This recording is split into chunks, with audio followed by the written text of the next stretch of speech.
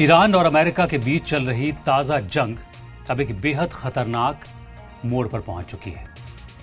Iran की foreign ministry ने इल्जाम लगाया है कि अमेरिका एक तरफ तो बातचीत और डिप्लोमेसी का ढोंग करता है और दूसरी तरफ उसकी आड़ में ऐसी फौजी कार्रवाई कर रहा है जो सीधे तौर पर जंग भड़काने वाली है। इस पूरे टकराव में सबसे तशवीशनाक बात यह है कि अमेरिकी हमलों का निशाना सिर्फ ईरान के मिलिट्री ठिकाने नहीं बन रहे हैं, बल्कि इन हमलों की जद में आकर चाबहार में बना आर्मी का ट्रेनिंग सेंटर, अनाज के गोदाम और यहां तक कि मिनरल वाटर की फैक्ट्रियां भी तबाह हो चुकी हैं। खाने पीने की चीजें और पानी जैसे बुनियादी जरूरतों की अशिया को निशाना बनाना किसी भी तरह से जंग का हिस्सा नहीं हो सकता, बल्कि यह आम जनता को सीधे तौर पर परेशान करने और उन्हें बरसों पीछे धकेलने की एक सोची समझी साजिश का हिस्सा नजर आता है।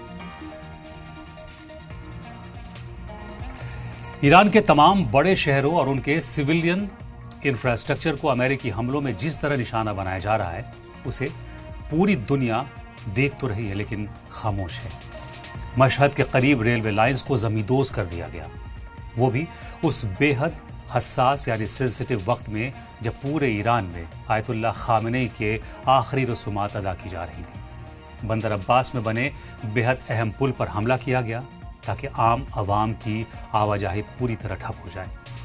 बुशहर में बने पावर प्लांट के बिल्कुल करीब बॉम्ब बरसाए गए, जिससे बुनियादी बिजली पानी की सप्लाई पर खतरा मंडराने लगा है।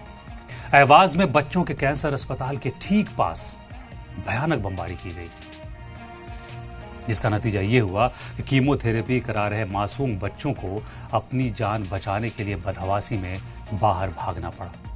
ईरान शहर के सिविलियन एयरपोर्ट को मलबे में तब्दील कर दिया गया और बंदर खामिर में रेलवे स्टेशन समेत 5 बड़े पुलों को पूरी तरह तबाह कर दिया गया। पिछले महज 6 दिनों में इस अंधाधुंध और बेरहम बमबारी में ईरान में अब तक 38 बेगुनाह लोगों की मौत हो चुकी है, जबकि 400 से ज्यादा लोग बुरी तरह जख्मी हैं। इस भयानक हमलों को देखने के बाद दुनिया के सामने ये बड़ा सवाल उठता है कि क्या किसी भी जंग या टकराव में आम शहरियों की जिंदगी और उनकी बुनियादी सहूलतों को इस तरह दांव पर लगाया जा सकता है?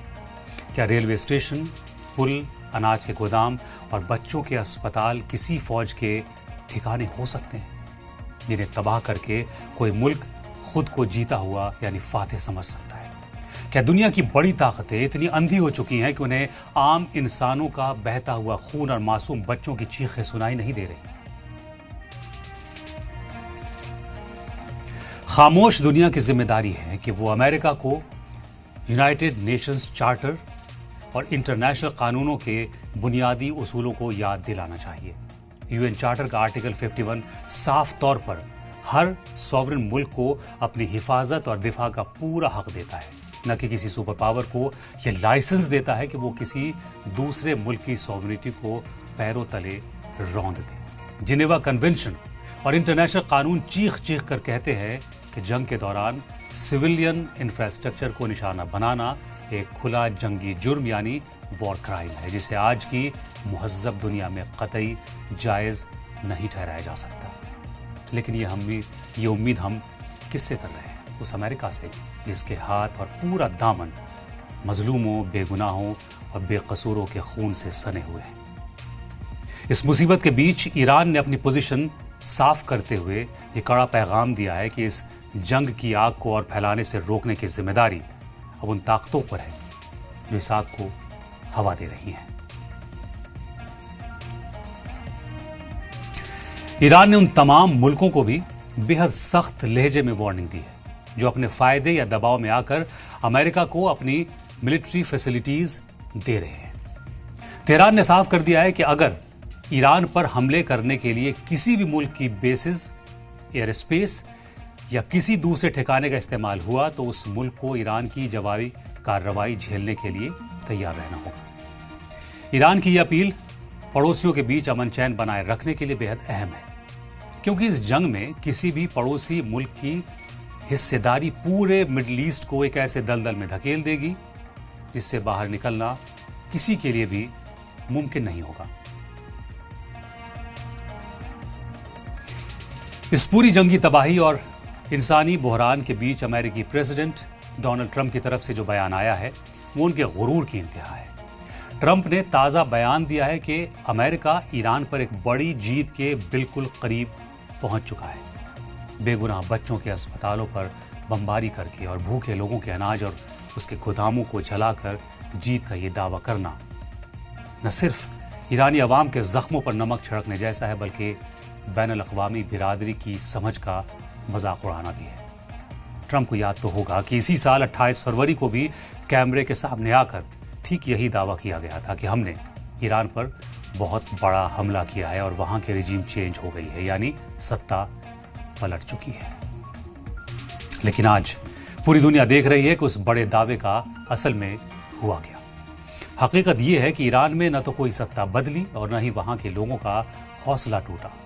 उल्टा इस पूरी जंग में अमेरिकी फौज के पैर मिडल ईस्ट से पूरी तरह उखड़ गए। अमेरिका के अंदर ईरान पर हमले की मुखालिफत हुई, लोग जंग के खिलाफ सड़कों पर उतर गए। तबाही के मलबे पर खड़े होकर जीत का फर्जी ढिढोरा पीटने से हकीकत नहीं बदलती। और हकीकत यह है कि इस ईगो की जंग में अमेरिका के सुपर पावर वाले तमगे में जंग लग चुका है। अमेरिका को यह बात अच्छी तरह समझ लेनी चाहिए कि बच्चों के अस्पतालों पर बॉम्ब गिराकर, पुलों को तोड़कर और पानी की फैक्ट्रियों को तबाह करके कोई जंग नहीं जीती जा सकती और ना ही इसे बड़ी जीत कहा जा सकता है। ये जीत नहीं बल्कि इंसानियत, उसूल, कानून और ज़ाब्तों की शिकस्त है और यूनाइटेड नेशंस की खामोशी पर बहुत बड़ा सवाल है। अगर ये खामोशी नहीं टूटी तो फिर से पूरी दुनिया में जिसकी लाठी उसकी भैंस वाला दौर लौट आएगा।